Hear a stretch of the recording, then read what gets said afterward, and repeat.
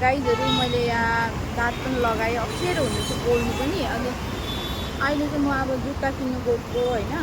मलाई चाहिँ म चाहिँ मेट्रोमै किन्छु नि त। मेट्रोमा किनेको सुज चाहिँ 2-3 वर्षमा बेसी खप्छ, बेसी होइन 3000 जतिको सुज किन्छु पाएँ चाहिँ होइन। अब त्यहाँदेखि देखेको छ भने म किन्दिनँ, बरु चप्पलमै हिँड्छु हो।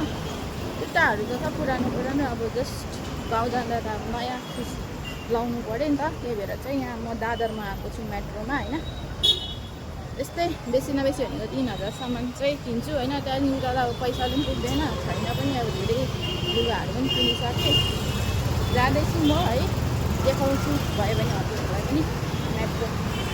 गाइजहरू यहाँ चाहिँ लाइन नै छ होइन।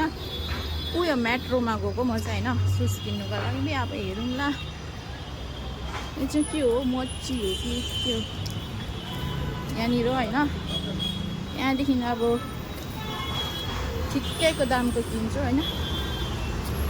राम्रो त हुँदैन स्पोर्ट्सको सुहरू होइन, र पनि अब हल्का हुन्छ, लगाउनुलाई कम्फोर्टेबल। मैले सुज पनि लिइसकेँ फाइनली गाइजहरू। मैले सुज पनि लिइसकेँ होइन, तर धेरै महँगो गाइजहरू है। 3000सम्मको मैले एक्सपेक्ट गरेको थिएँ, तर त्योभन्दा महँगैकै पऱ्यो। कोही बात नहीं होइन, घरिघरि किन्दिनँ नि त, किनेपछि राम्रै किन्नु पऱ्यो।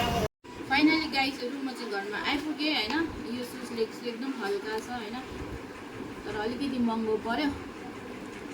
लगाएको जस्तो पनि हुँदैन, एकदम हल्का हुन्छ होइन। म चाहिँ यही कम्पनीको पहिल्यैदेखि लगाएको भएर होइन, अन्त त्यहीँ जान्छु म एउटै ठाउँमा सुज किन्नु। म बार बार सुज पनि किन्दिनँ होइन। अब किनेपछि म राम्रै लाउँछु, कम्फोर्टेबल पनि हुन्छ होइन।